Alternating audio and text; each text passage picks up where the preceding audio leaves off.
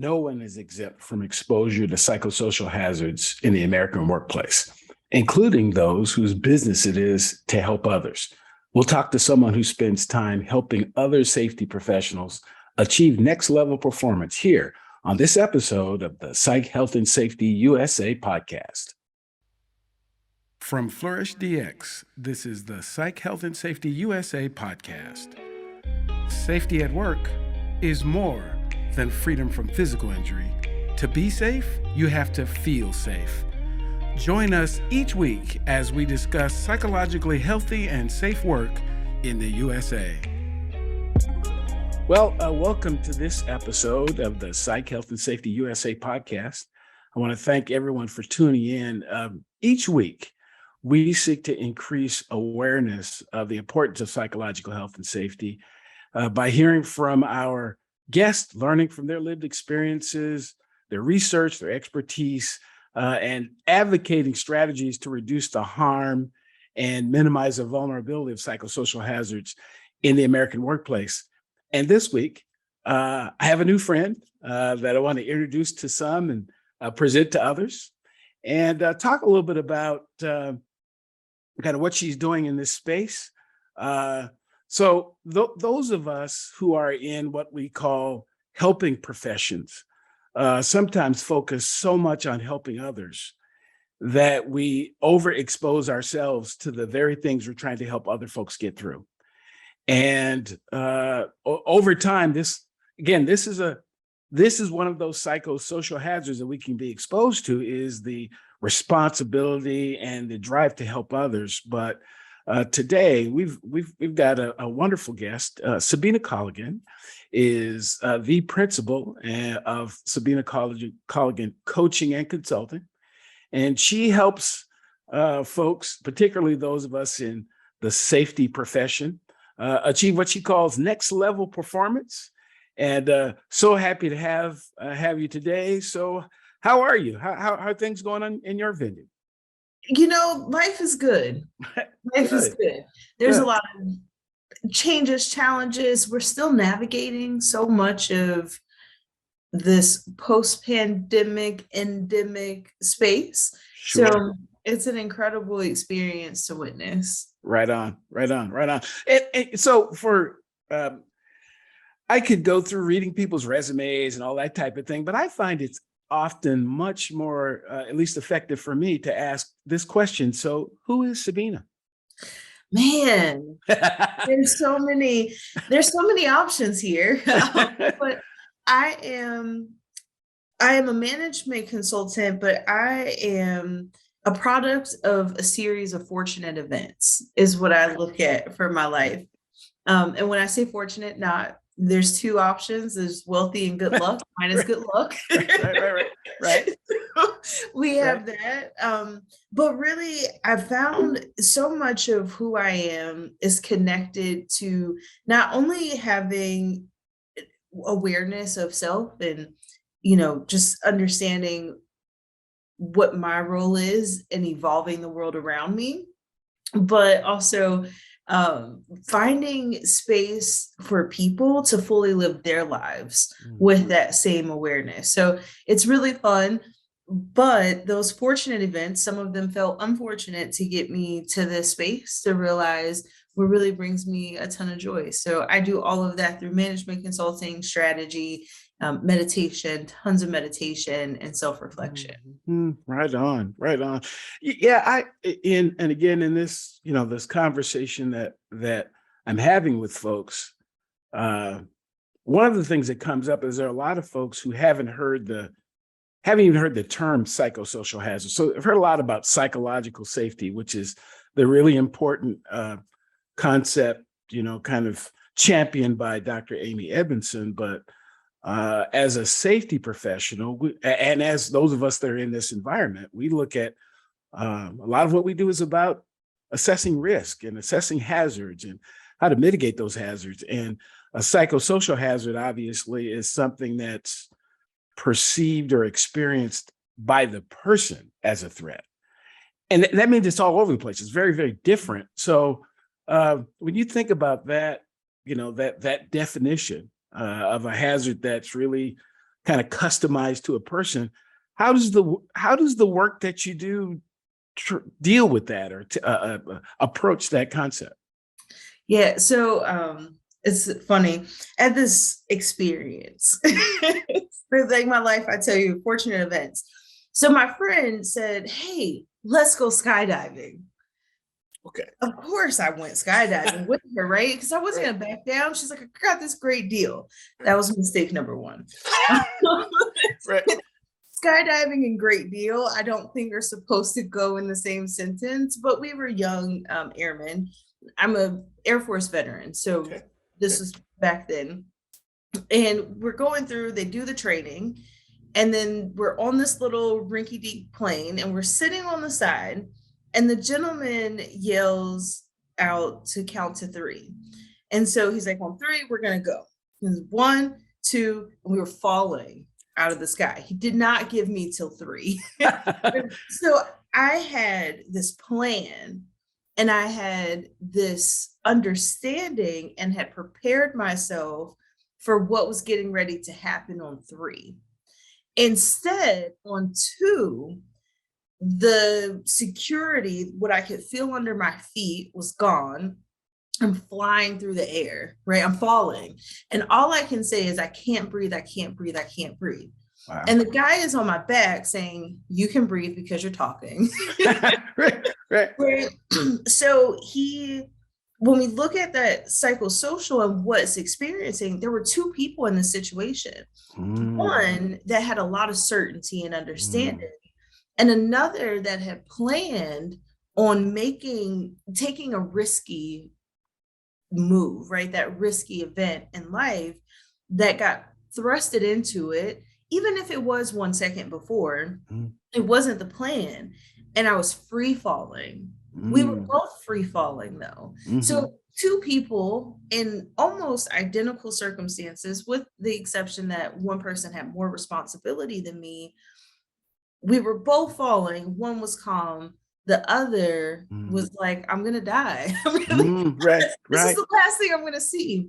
Right. But the beauty of that is that it can shift, right? Because they gave me training and I had someone there that had a strategy. They had the know-how. They were prepared for anything that was not supposed to happen, right?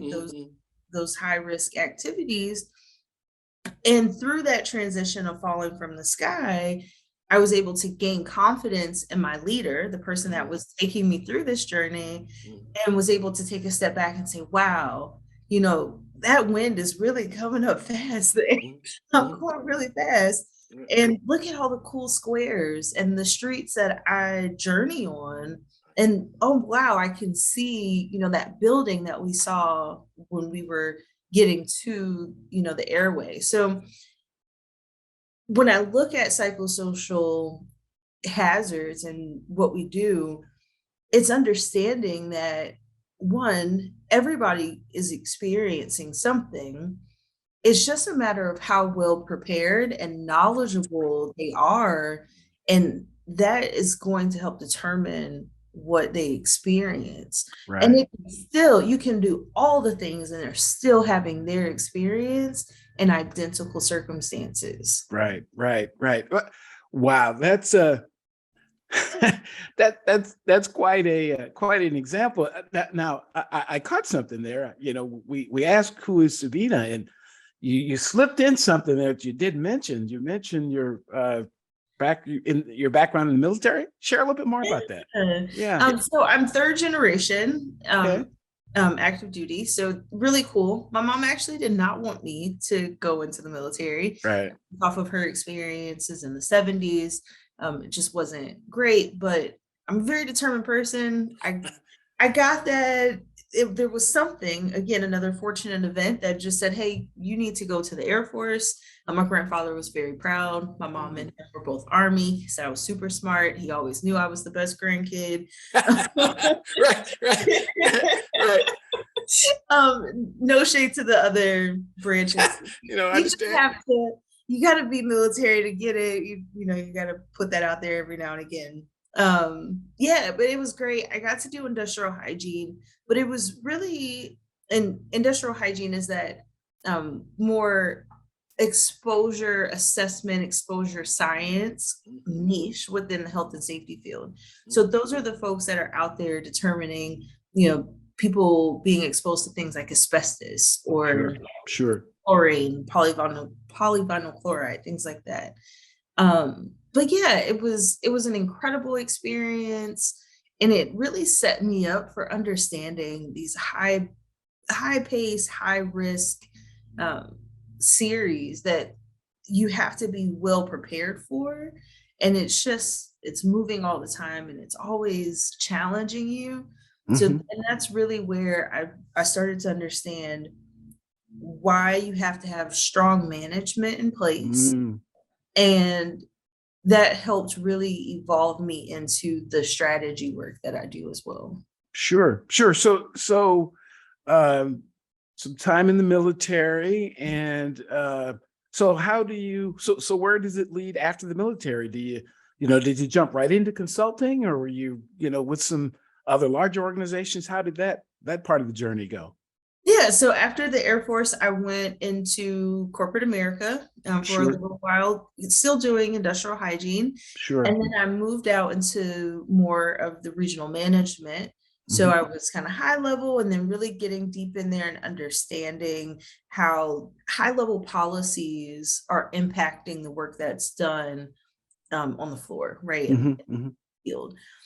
And during my time in the field is what really another event that was, it felt unfortunate, but it was very fortunate, led me into consulting because I experienced an extreme bout of burnout. I had a toxic work environment for various reasons. There were inequitable policies in place. Sure. And the value that was assessed upon me by the organization and the value that I felt that I delivered were a mismatch. Sure. And there were just all these other factors that led into it. But in that burnout is where I was able to take this mindfulness journey that I had been working on. So I'm a certified yoga instructor. I'm now a certified meditation teacher as well. But marrying that awareness, not just of self, but of others, and empathy as well, with business strategy to say, okay, if what needs to be true in order for people to experience the programs that I'm delivering in this way, and what needs to be true in order for them to trust the programs that my team is delivering. And that impacted policies, it impacted presence, where we were with meetings, decisions, consistency, all of that. And it was fantastic. We had a 30% reduction in injuries year over year. We had a reduction in quality incidents. We spoke directly. I reported to the vice president. So he was assessed by the board of directors. So we were able to tap into what the board of directors needed, and his performance was great, right? That got me. That was important. Right. Make sure my boss looked good on the safety side. Sure. So that led me into doing that for other organizations as well. Okay, so I heard you mention a little bit about the experience of burnout, and that appears to be a common experience for folks. There's a lot, particularly in this, again, however we describe it, whether we feel like we're still in the pandemic, whether we're coming out of it, who knows? And really, I think it depends on the news. So at what point did you actually realize that you were burning out? Because at least my observation is that people are, I spent a lot of my professional life in fire services. And one of the biggest challenges is people waiting too long to call the fire department. So you smell smoke, or something seems, there's a pot on the stove that I think I can take care of it.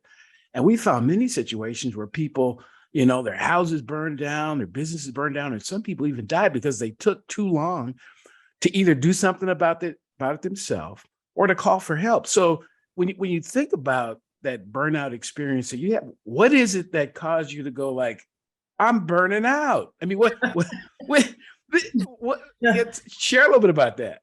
The house was burnt down. The house was burnt down. So the moment that I kind of rang alarms a little bit over time, right? And there was also this expectation, this kind of rite of passage of the experiences that you'll have, that kind of the grit that needs to be built. And so there weren't many life rafts sent for me when I was exhibiting these symptoms and saying, like, I'm tired. I don't know what to do anymore. I can't figure this out. I was saying those things to my leaders, and it was more like, you got it. It'll be fine. Well, what else do you need? I'm telling you what I need, and I'm still not getting it. Right. I need better leadership. But what I realized is that we didn't have an organizational strategy. So everything sounds like a good idea. You're saying yes to everything because there's no construct of boundaries. And so because there was no boundaries from our organization or any of the programs, the greatest boundaries we had was corporate sent you these policies. Okay, but what about everything else? So my experience when I really accepted, hey, you're burnt out, I was sitting on my couch. I took 2 days off of work, and I sent my dog to daycare, my little Bentley. He's sitting on my foot right now. I sent him to daycare, and I cried for 2 days straight, binge watching series on Netflix. It was one of the most exhausting periods of my career. And I thought I had some exhausting periods, but this was like despair. Right. And so as I was sitting there, it was just a matter of saying, okay, so what's really happening and what can you do about it? Because this is not sustainable.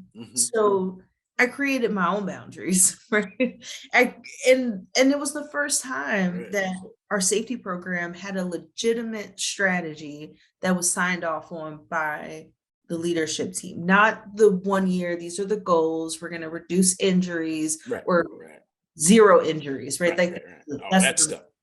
Yeah. But saying over the next 3 years, these are the activities that we are going to do, and this is how they're resourced in order for us to be effective. And when I take that back to that free fall of skydiving, what really took it back was ahead of time, I knew that these were the necessary steps, right? We were going to come out of the plane, we were going to be free falling, we were going to see these specific sites. And then at some point, we would lift our knees up and we would make this transition. And so the person on my back was able to walk me through and say, remember when we know exactly what's supposed to happen. We know all of these things. This is where we're going. This is going to be your journey. And I was able to then say, oh man, okay, I know where I'm going. Didn't happen how I expected it to, exactly 1 second off, but I'm confident in what's happening. I'm confident in where I'm going. And that level of certainty, even in uncertain times, really gave me that ability to get out of burnout. And they're the same principles that I use for my clients as well. Right. It's something that makes our conversations here in the U.S. different from a lot of the discussions around the world around this topic. Is there are other countries that actually have standards that are almost imposed upon them, whether they kind of want to or not. And we just don't have that in the United States. As I share often, the OSH Act has 19,674 words, and it mentions psychological twice. It just and that's not a criticism of the act. It's been very effective to reduce physical injuries. It's great work. But from a psychological perspective, from a psychosocial hazard identification perspective, the act is just inadequate. then I hear folks like you who go through this almost existential crisis and come out of it with this, this particular way of approaching. So how does that crisis lead to this whole conversation about mindfulness? How do the two of those get connected? Yeah, so any good strategy, you start with a diagnosis, right? Sure. There are kernels. Richard Rummel, he's one of the fathers of strategy in the United States. And one of those kernels is diagnosis. Okay. And in your diagnosis, you have to truly diagnose what's happening, not the stuff that makes you feel good, but the stuff that's really true. And so you have to be honest. If you have a toxic work culture, if you promote based on who can bully the best, or if you're not correcting that negative behavior, or that behavior that does not allow your organization to make people feel safe enough to belong and thrive, to be innovative and really use their talents. And mindfulness is great for that, because you have to deal with a lot. So we have these ideas around yoga and meditation, and it's just like, oh, it looks fun. But there, in a meditation journey and a mindfulness journey, there is a portion of that where there's a lot of struggle, because you have to actually deal with the truth of yourself and the negativity that you've caused and the things that aren't serving you or serving others. And that's difficult when, right, it's easier to point blame. And that's a lot of times why we point blame at a system, because a system is not a person. So we'll say the system did this, but people in that system are making decisions. Sure. And when you have to really look at it, and your system is you, and you're the cause of those things, it's easier to just brush over that. So mindfulness really helps with, a lot of the great leaders, they meditate, they journal, and it helps them to truly discern what's happening. And when you know exactly what's happening, like what's truly happening, then you can make plans and create boundaries to make changes. But if you're not solving the right problem, then you're never going to get a solution. Right. I find, share this with folks as I have more birthdays. I am less interested in these kind of binary choices, that it's either this or that. And what I'm hearing, what you're saying, it's actually both. I mean, it's both. Yes, there is a system, but yes, there's you. And both have to be addressed. You can't simply throw your hands up and go, oh yeah, we're going to change the system. Those systems are made up of people. But you also can't get a bunch of people, even good people with great ideas, that are doing positive things. If you put them into a toxic system, then you're going to have a problem. So they both have to be addressed. They both, right. You have to address all of it. And sometimes for organizational leaders, that means getting rid of cancers, right? Your organization, but maybe they're the best producer, right? They can write the heck out of a policy, but in a meeting, they're putting people down, right? And so you're inhibiting your productivity and your performance. Even though this person has one great aspect to them, they have another that is impacting people and your system the same way. So those are those truths that we have to discover. Right. We won't discover all of them all of the time, but we also have to have an understanding of what that means to the system. And sometimes it's not just, hey, you got to get rid of this person. Sometimes you have to give this person the option to shift their behavior based on what the performance expectations are, or make the decision that they can't perform and they should go ahead and start looking for other options. Mhm. So I'm not encouraging like, oh, you have a cancer, get rid of them, but understand how to treat the cancer Right. and make that a part of your the second kernel in strategy is approach. So that's where you're creating those boundaries and making that a boundary and part of your approach to say we're setting expectations. And these are the things you got to do if you want to be a part of this program, this system. Sure. And sometimes it's just not the best fit for who they are, and that's okay. That's okay. Right. Right. Yeah. Yeah. So, I mean, you mentioned that in some cases there are, either people or things that are going on that really are similar to cancer. So there are things that you can do to prevent cancer as well. For certainly there are some, it's in your DNA, but there's other, aspects, of cancer that are associated with the environment again. So when you're thinking about an organization that has, that particular person, that particular system, how do you help people kind of get to the before the cancer gets bad stage and get them, to kind of identifying some of the things that will lead up to that? How do you help people have those conversations? Yeah, so that's still all in the approach of Okay. what you will do, what you will not do. And in these circumstances, it's what you will allow and what you will not allow in your organization, and really setting that expectation early. But then, so then you have the third kernel, which is action, right? Okay. So cohesive action. So if I say I will not allow people to use derogatory language in the workplace, that's a great one. It can make others feel that they don't belong. It can be demeaning to people, right? So if you say you're not going to allow it, then your cohesive action on the other side of that should reflect that, right? So one, you can't use it. it's Oh, it's that, the parents like don't do what I do. yeah. That Right. Yeah. see, no, you have to be an example and model that behavior. And when that behavior comes up, you have to, I was always of the teaching that you praise in public and you chew behind closed doors. Mhm, mhm, mhm.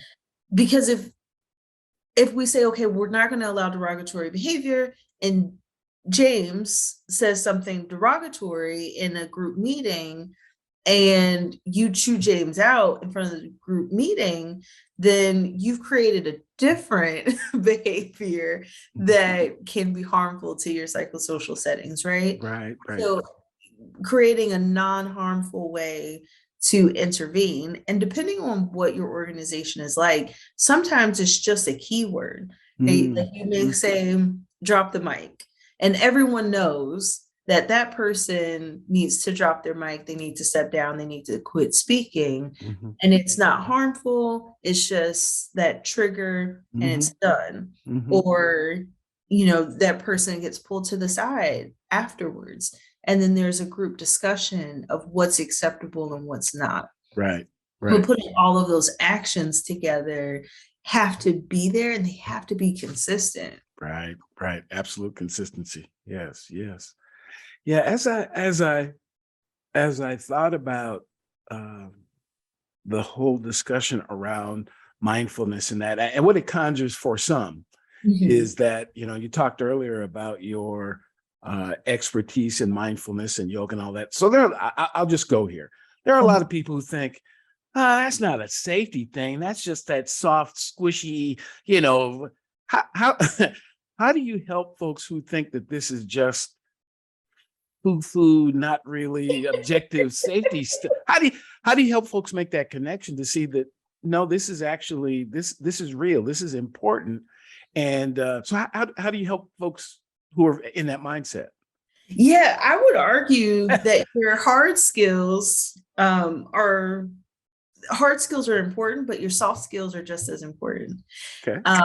So I do a lot of, so I mentioned I'm in management consulting. I do a lot of benchmarking.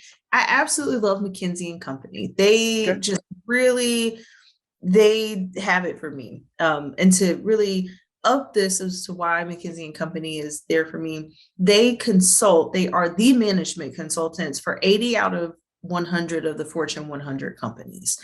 So they are leading and influencing and pushing this forward. And they have a book called CEO Excellence. And one of the themes in that book from these, I think it's like 67 CEOs that they interviewed, what makes them excellent is that they manage soft skills just like they manage hard skills. And what I find in that is that, you have to take care of people because your organization just doesn't exist. I don't care how much artificial intelligence, how many automated systems you put into place. We've already acknowledged that you have a system and then people that drive that system. And if the people that drive that system are free falling out of the sky, right, are working in survival, they don't feel that they have certainty, they will make decisions out of fear. And fear-based decisions do not get the same cognitive abilities in our brain as fear-based decisions. They don't get the decisions, they don't get worked as well as they should and get the smarts and expertise that you have to apply, because it's fight or flight. Like you're in that mode and you only make decisions to survive. Right. Wow. And oh, this just conjures so many thoughts of these, this boardroom full of the traditional players kind of sitting around the table. And then Subena walks in and has this conversation with them about the importance of soft skills.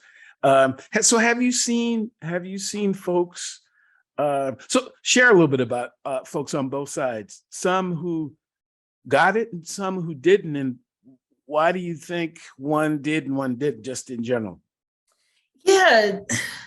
So there's a lot to that, right? Like there's a lot of reasons, and it can be conditioning, training, upbringing.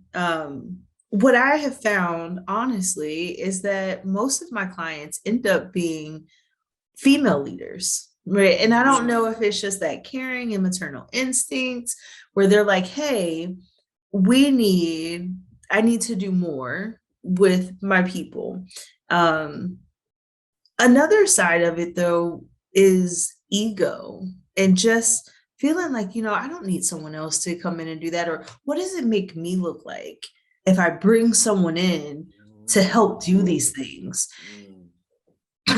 And that's, again, back to the truth of the matter of, do I have enough time and resource to do the things that I need to do and get them done in exponential speeds? Yes, you can walk to the grocery store.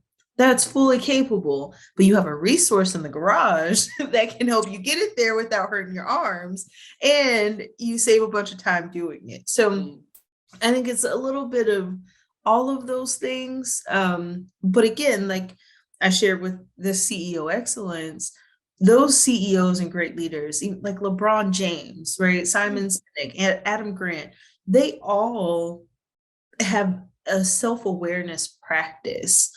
And that just really helps to shed the inner self and that inner voice, and to say, not shed it, but to give it more light that says, I can accept help, that I need others around me, and that others deserve to have the same security that I have. Right? And they are able to create from the inside out versus the outside in, which feels a lot more superficial of that authoritarian leader type.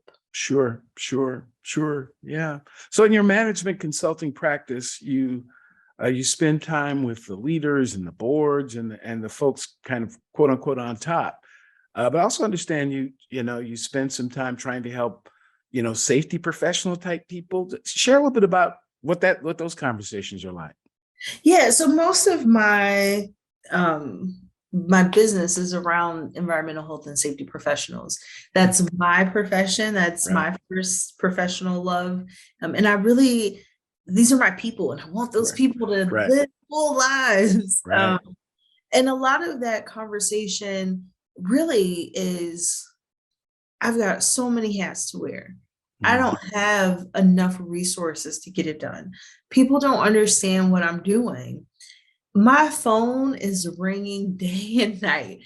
The Mhm. emails never stop, right? Like all of these things that are just exhausting.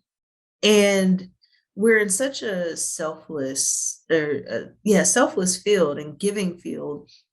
And we also understand the consequences, because a poorly managed program is just more likely to lead to someone's life being altered, whether it's Mm. from an injury or a fatality. So that's a Mm. lot of responsibility for people to take Sure. on. And really coming in and providing, strategy and resources. And sometimes it's like, hey, I've got this strategy and I've got this bandwidth to go do it. And this is where my level of responsibility ends. And I think we forget that. We take it all on, but there are Right. people that are giving or allocating resources. So at what point do you say, and that's a big conversation, at what point do you say, this is all that I can do with the resources that I have?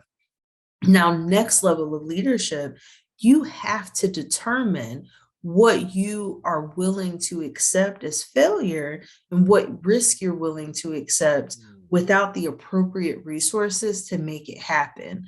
Because this doesn't all fall back on me. I am only a product of the system, right? What I produce is only a product of what I'm given. And sometimes we're able to get more people, we're able to get investments in technology, or at least an understanding from that leadership team or that next level leader, whether it's a senior manager, director, and saying, hey, I got it. I know that this is the risk that I'm willing to accept. I didn't even understand that I was making an unreasonable request because I didn't know what you did. Wow. Wow. Yeah. Wow. I uh, I mentioned earlier about the difference between the journey that we have in the United States regarding psychological health and safety and in other countries. So if you had the opportunity to sit with the folks at the federal or state government, or some people were in a position to make a change, I mean, what would you suggest that we do as a country to have a greater focus on psychological health and safety? What would Subena? They brought you in as the management consultant. What would you say? Oh my It's a gosh, big one. that's heavy. Right. I always start out with, what is the expected outcome?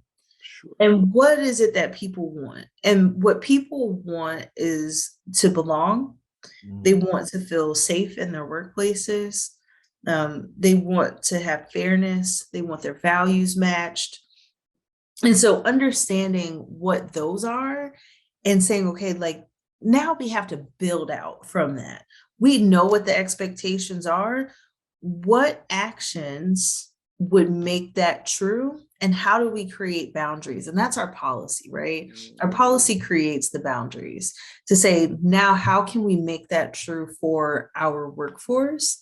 And we have to address the mindset that is out there that says, yes, I hired you to work 40 hours a week. That's what you're paid for.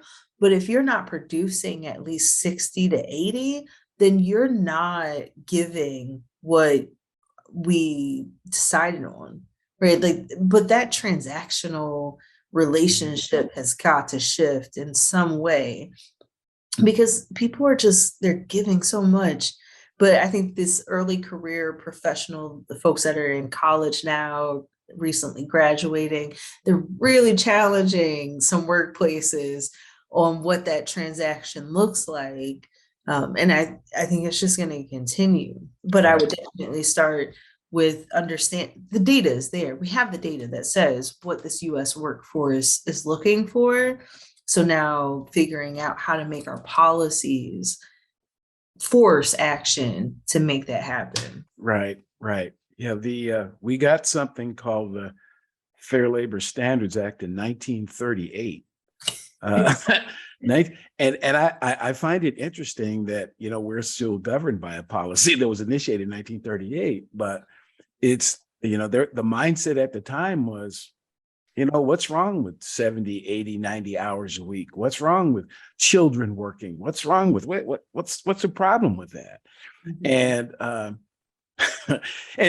and on top of, so we addressed the hours, we didn't address the safety related issues until the 70s, and we're having this, and again, I say this often about the pandemic. I don't think the pandemic really changed much of anything, but it exposed much of everything. It just exposed things that were already here, and it forced us to pay attention because we didn't have a lot of safe options.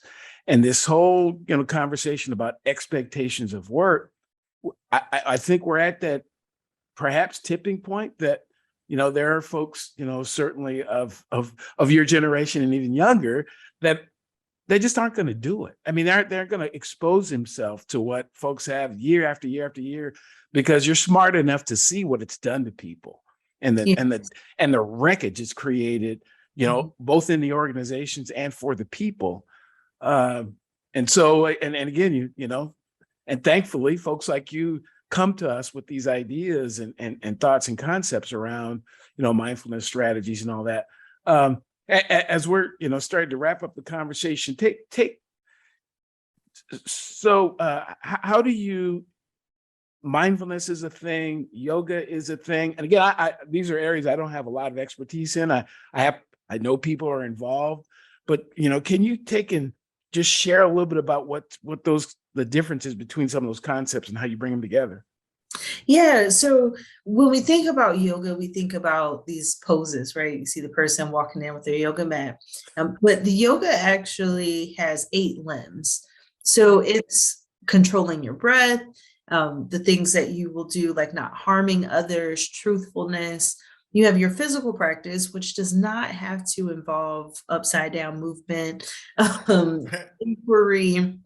So we have all of these things that really go around living this full life. So if you think Mother Teresa, Gandhi, like they're way up there on the scale, right? My practice is not that strong yet. Yoga is still working on me. Right. Happening. But it's really being very full and secure in yourself and trusting within, which also gives you more opportunity to make these very cognitive, critical decisions, right? So the more access you have to those portions of your brain, it's creating any plan, right? You're a firefighter, you guys have plans, and you practice and you do it over and over and over again. And when you're in those situations, it may not be textbook because life never is. It never but is. You have all of the tools to make the decisions. Right. And that's where, the mindfulness side really comes into play. Most of my consulting, we really just try to get into the truth. Not everybody's into yoga, and that's okay. Sure. Your yoga practice, everybody does yoga, by the way, but that practice, really, is how they choose to do it. Like anytime you control your breath, you're doing yoga. Oh, okay. Every time. So taking that and then, putting that with business strategy, that is, bills got to get paid. Sure, that's right. So how do we do it in a way that allows us to live our lives and not be a victim to what could happen, especially on that psychosocial side, because it can be detrimental to your mental health. Absolutely. Absolutely. So, okay. So what's next for Subena and her practice? And I mean, what's out there next for you?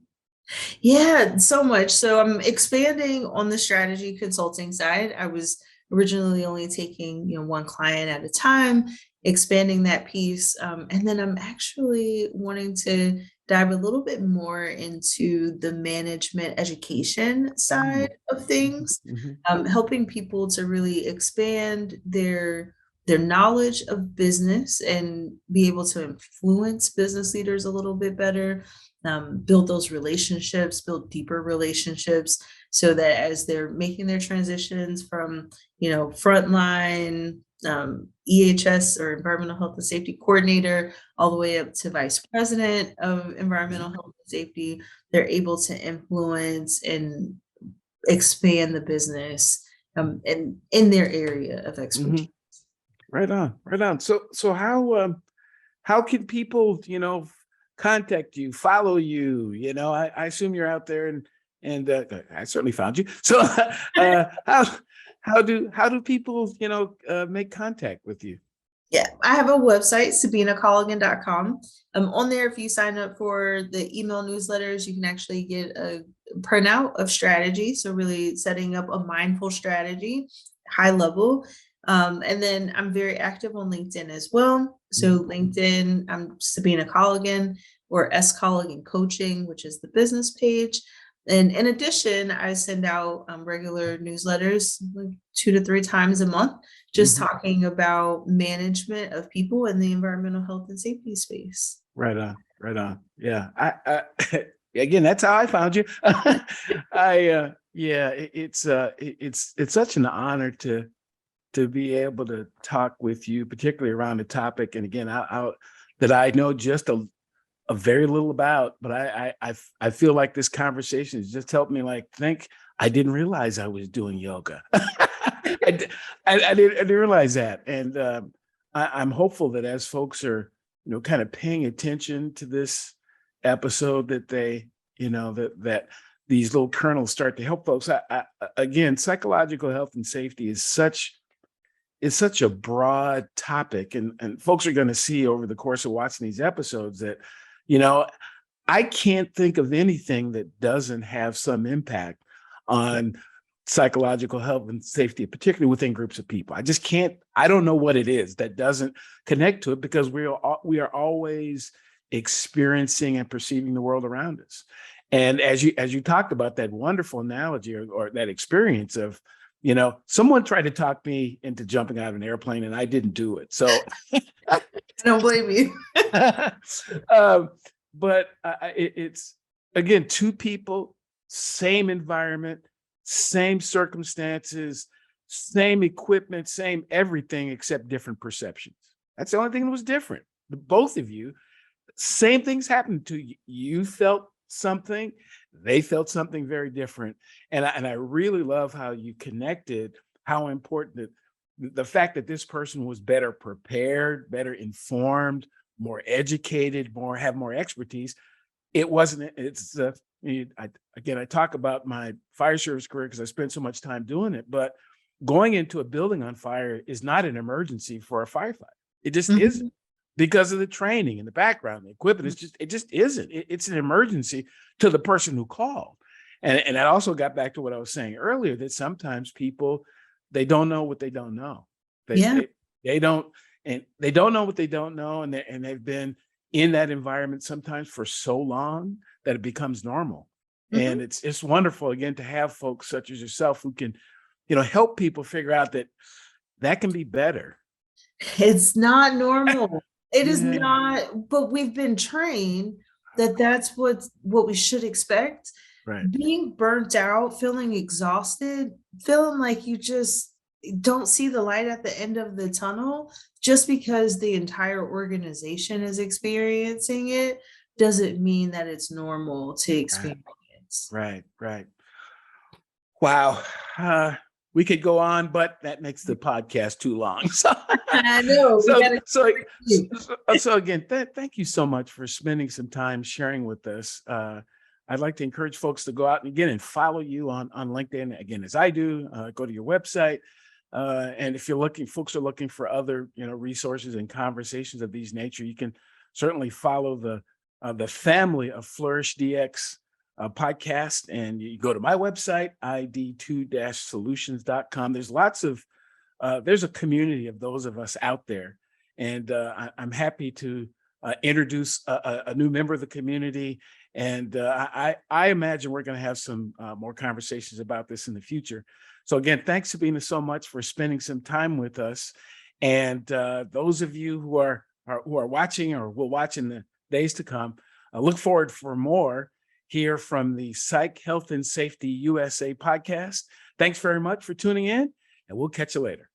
You've been listening to the Psych Health and Safety USA podcast. To stay up to date with the best content on workplace mental health in America, subscribe wherever you listen to podcasts and join the Flourish DX community at www.flourishdx.com.